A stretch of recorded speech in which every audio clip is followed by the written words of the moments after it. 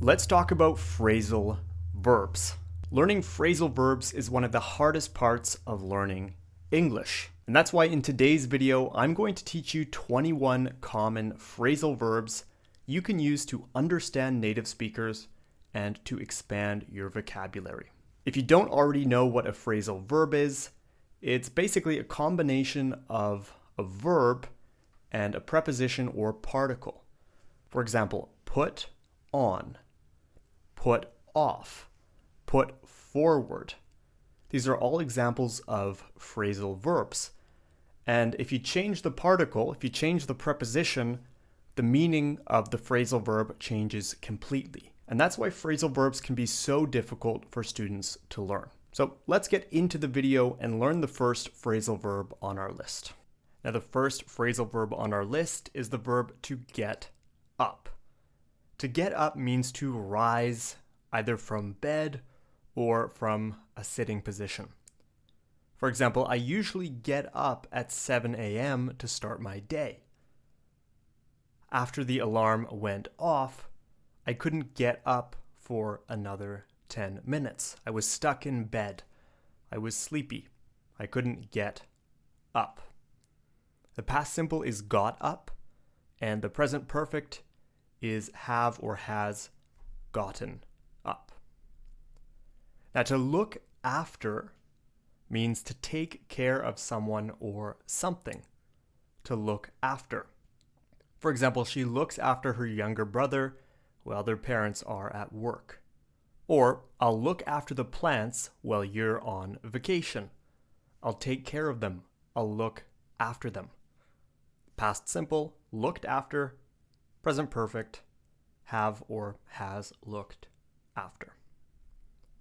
Now, to look for means to search for something.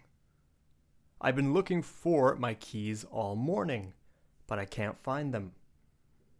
They are looking for a new apartment in the city. They're searching for a new apartment. They're looking for a new apartment. To look for. To look forward to, be very careful. These three words belong together. This means that you're excited about something that will happen in the future. For example, I'm really looking forward to the weekend getaway. I'm looking forward to going away this weekend. I'm excited about it. I'm looking forward to it. She's looking forward to meeting her friends after school. She's excited about it. She's looking forward to it. You look forward to something, it means you are excited about it. To give up. Past simple, gave up. Present perfect, have or has given up. And this means you stop trying or you quit something. You give up. For example, don't give up, you might tell somebody. You're almost there. Don't quit, don't stop, don't give up. He decided to give up smoking for good.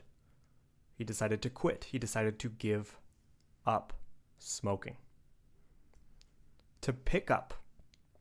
To pick up means to lift something from the ground or to gather it, to bring it from one place to another.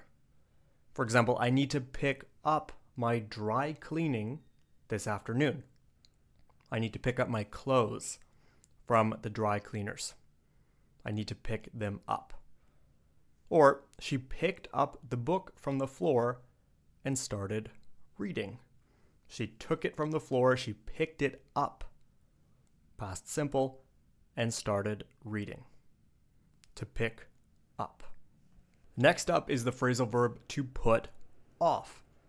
To put something off means to delay it, to postpone it, to put it off to the future.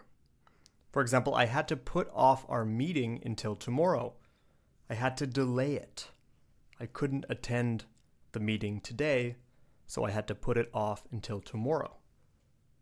He kept putting off doing his homework all week.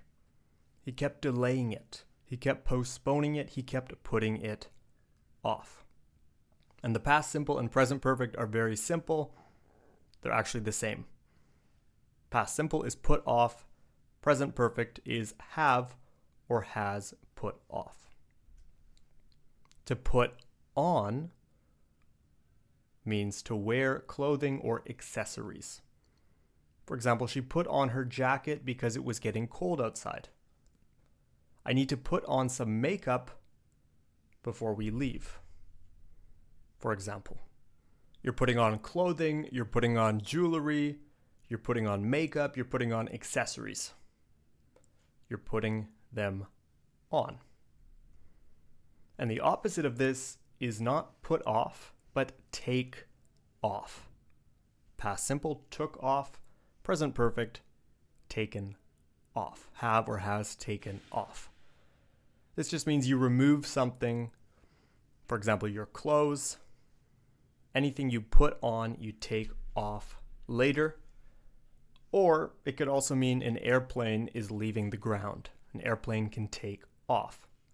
For example, the plane will take off in 10 minutes, so we should get to the gate. Or please take off your shoes before entering the house. Take them off. To take care of means to look after. Remember that phrasal verb we learned at the beginning. Or to attend to something, to deal with something, to take care of it. For example, I'll take care of the bills this month. I'll pay. I'll take care of them. Can you take care of the dog while I'm away? Can you look after the dog? Can you take care of him or her? To take care of something or someone. Past simple, took care of. Present perfect, have or has taken care of. Before we continue, if you're enjoying this video, make sure to leave a like and let me know in the comments. Don't forget to subscribe to English at the Ready here on YouTube so you don't miss any future lessons from me. If you want to study with me, if you want to improve your English, either live or with our recorded video courses, then click the link in the description below to learn more about how we can help you improve your English. With that said, let's get back into the lesson. To come back. To come back means to return to a place. You come back to a place. For example, I'll come back after lunch to finish the work. You might ask, when do you plan to come back from your vacation? When do you plan to return? It's irregular. Past simple is came back, and present perfect is have or has come back. To come back, to return. To come in means to enter a place. Please come in and make yourself comfortable.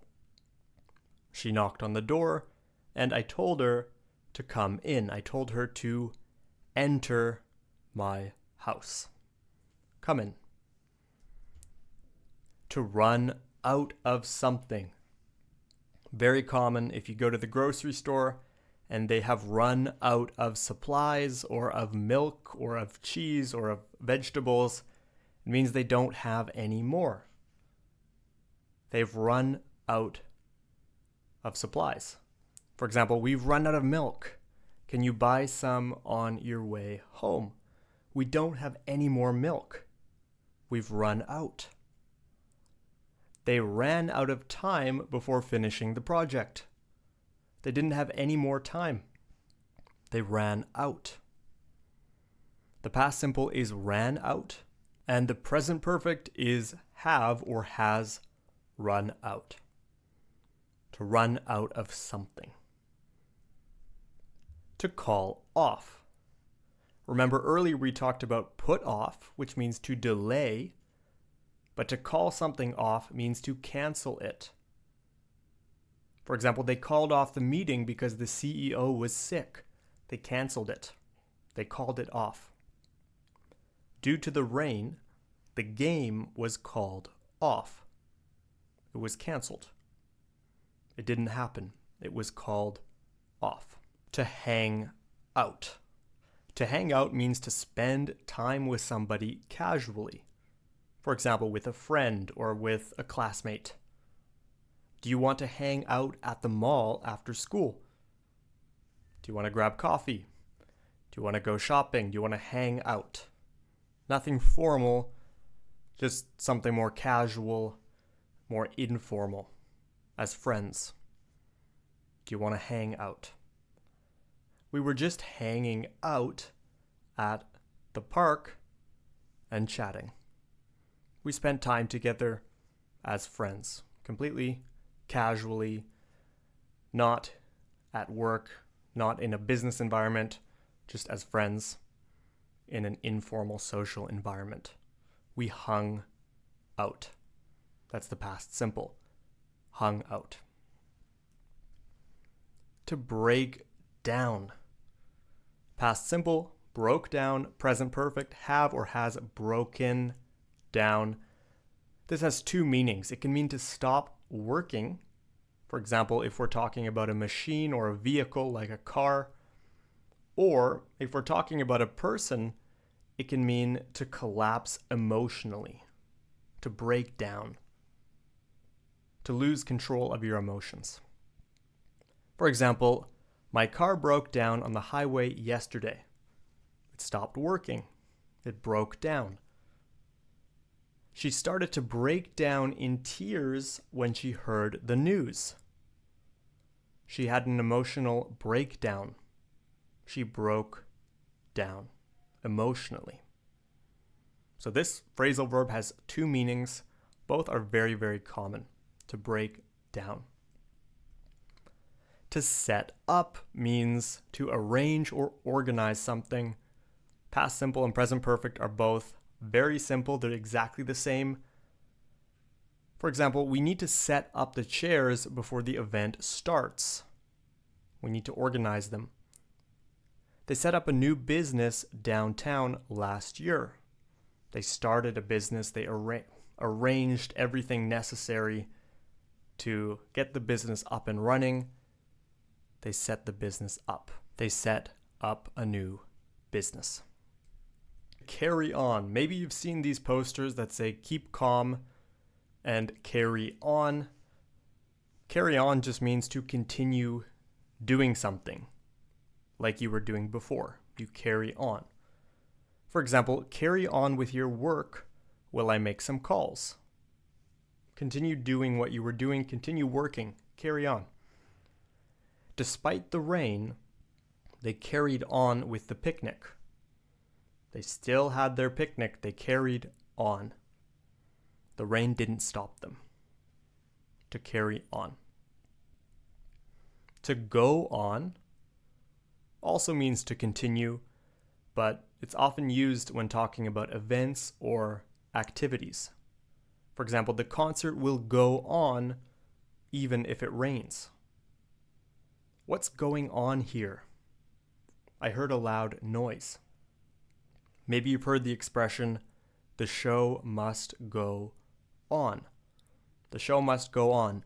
It means that the show or the event must continue. It must go on no matter what happens. To go on.